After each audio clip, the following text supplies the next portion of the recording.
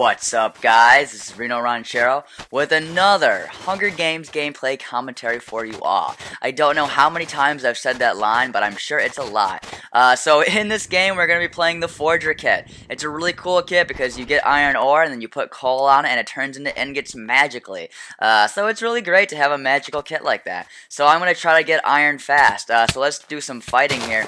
I hit that Grandpa tons of times and he dies. Grandpa is a free kit, so that's a pretty cool thing. Grandpa's pretty entertaining. So that guy gets to fall really far and die. But now I'm going to try to get some iron ore if at all possible. I have a good amount of mushrooms and here is some ore right in this little miniature cave system. And I'm able to get that, and right as these people are about to fight me, I'm able to equip this iron sword, and here they come. The first guy is something LP, Mr. Streed, who is a grandpa, and then we get this guy, and I'm just throwing stuff out of my hotbar and backing up. I get soup into my hotbar pretty quickly, and now I'm fighting this guy, Mr. Mogo LP, but I take him out right there with my iron sword. So that was a great thing that I was able to get that iron sword so quickly, and I was just getting into my hotbar, so it was a pretty nice situation. But now I'm going to go through this cave system, I think, and I tried to get some iron, maybe I couldn't find it. But I just go back to my compass and I find this guy with this Rubik's Cube head. Looks like he looted a NPC village because he had tons of carrots and some bread and stuff like that. So I do take his bread and feast on it and get some carrots and take his nice iron boots. So this is a pretty crazy moment right here. This guy dumps lava on me thinking it's going to be an easy kill, but I just come out of the lava, ascending out, while I'm quick dropping, scaring the crap out of this guy in this bear skin. And I just completely destroy him. I normally wouldn't use the term just completely destroy, but when someone tries to kill you cheaply like that with lava and then you turn around and just kill them, it's a pretty funny moment, and I do have to say that I destroyed him. But I don't like to usually say things like that. Anyway, so now we see the Forger kit in action here because that guy had 27 iron ore. So I find this nearby cave system and get some coal, and I just put it on top. I don't even need furnaces because furnaces are just so last century. I mean, who uses furnaces anymore? But now we get this team of two that decides to Ender Mage me up. One of them has some hacks installed, this Warver guy. You guys don't want to hack against me because I'm a moderator, and that's not good, because I'll ban you. And getting banned is a really bad thing. It can really just ruin your day to get banned from MCPVP. But the Warver guy who's hacking doesn't have any soup, so I finish him off right there, and his teammate who has like a heart left gets killed. I did ban Warver after the game, so just in case you guys were wondering. But I wouldn't really like to ban someone in the middle of a game. Okay, so the screen just went black right there. That's pretty normal. We get this guy who's a Time Lord, and I kind of lost the game audio, so you guys don't get to hear him eating while he's watching me stand there helplessly. But once the Time Lord action stops, he basically gets lost in this pretty nice looking combo, if I do say so myself. And he actually sort of panics and switches to a lava bucket, and he sort of falls in his own lava as he's falling, and then he sort of burns to death. So if you're going to use a lava bucket, just be careful that you don't accidentally fall backwards through it into lava and then die in a ravine, because that is another thing that can ruin your day. So we're going to continue playing this game because why wouldn't I? Okay. Alright, I don't know why I'm being so stupid. But there's a guy who has iron helmet and iron boots, and he just died because I hit him with my sword. I don't mean to say it that way. But he didn't have full iron like I did, so he was definitely at a disadvantage. So now we're going to dig down with my iron pickaxe that I made, because I have tons of iron as a forger. It's pretty nice time to be a forger, because you can just get tons of iron.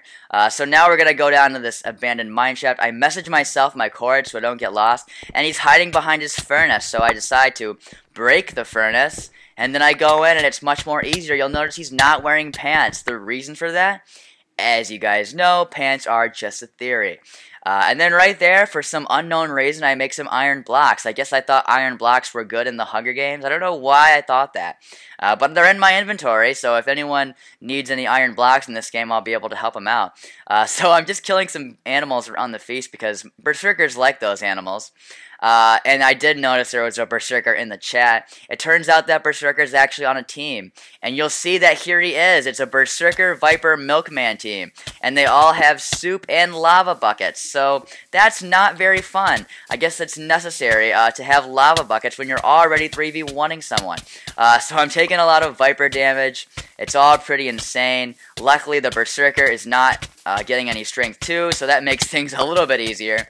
I'm able to quick drop as I'm fighting these guys, and you'll see it's very nice to refill soups when you quick drop. That's something I've been doing this whole game, and in most of my games, and it's just very helpful because it's much more harder to get killed when you're able to just continuously drink soup so quickly. So I'm doing pretty well against these guys. I'm trying to concentrate my hit on just one of them. That guy just dumped, looks like he went into his own lava, which is pretty interesting, not the best move. Then right here, you'll see I get down to about 1.5 hearts as I'm on fire trying to refill soups frantically. And then I throw my sword stupidly, but I'm able to pick it up, and now I have to run away. I refill my whole inventory, eat some bread, and now we're fighting this team of 3 again. But they don't go in all together. So I'm able to hit this one guy, Tupakai, who's the Berserker. I'm able to hit him tons. And he's backing up there trying to eat soup, but right there I finish off the Berserker. And so now there's only 2 people left in this big team. This guy here, Pell, he is a milkman with a golden helmet. So I'm pretty sure that's going to break pretty soon. He probably got that from some village or temple. There must have been tons of villages and temples in this game. I almost said villages and temples. That would have been really funny. So Pell is going to run off there, back to the feast, and I'm going to turn around and fight his Viper friend who just insists on hitting me in the back. But when he fights me 1v1, it doesn't turn out very well for him. And now there's only one person left in the big team, but now he says team. Apparently Pal just can't play by himself. He's going to team with this other guy who's at the feast, Madsy Boy.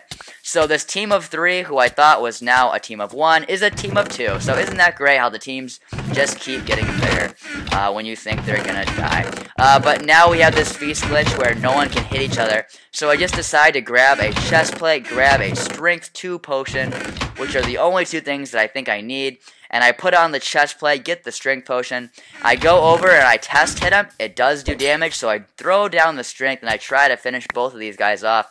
This guy's got diamond pants, so I try to hit him a lot. He doesn't seem to be fighting back at all, and right there I finish off Milkman, Madsy Boy, same thing.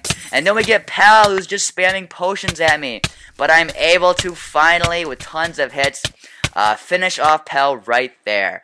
So that was a really crazy feast for sure.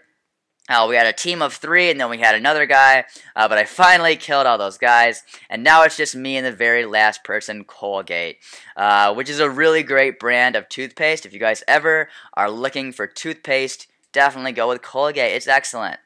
Just, you know, I like to give you guys some tips that's not Minecraft related every once in a while, and there's a good tip right there. So as you guys saw, I was able to grab the pants from that Madsy Boy guy, and I was able to grab his diamond sword, so I'm doing pretty well, looking for the last guy in the game, who is at the corner of the world, so I'm really just paranoid at this point, trying to be as careful as possible. I don't want to fall for any cheap tricks, which I do die to sometimes, and I do find his deep hole. My plan is to use TNT, but the first try just sort of blows up in my face, no pun intended, but the second TNT I do light, and it falls down however blocks deep he is, and right there it blows up, and I kill the last guy, and I do win the game with the Forger kit. Forger is a pretty nice kit. It's one of my favorite newer kits. I know I do say that all the time, that I like every kit that I play, but I do really enjoy most kits, and Forger is great for a defensive style. If you want to get fast at full iron, you can go out and have a huge advantage early game. So here is the stats page, 13 kills with the Forger kit. And that is the end of this episode of the Hunger Games Kit Challenge. I really hope you guys liked this video. If you did, please hit that like button, leave a comment, or subscribe to my channel. I would greatly appreciate that. And I hope you guys have a great day. Goodbye.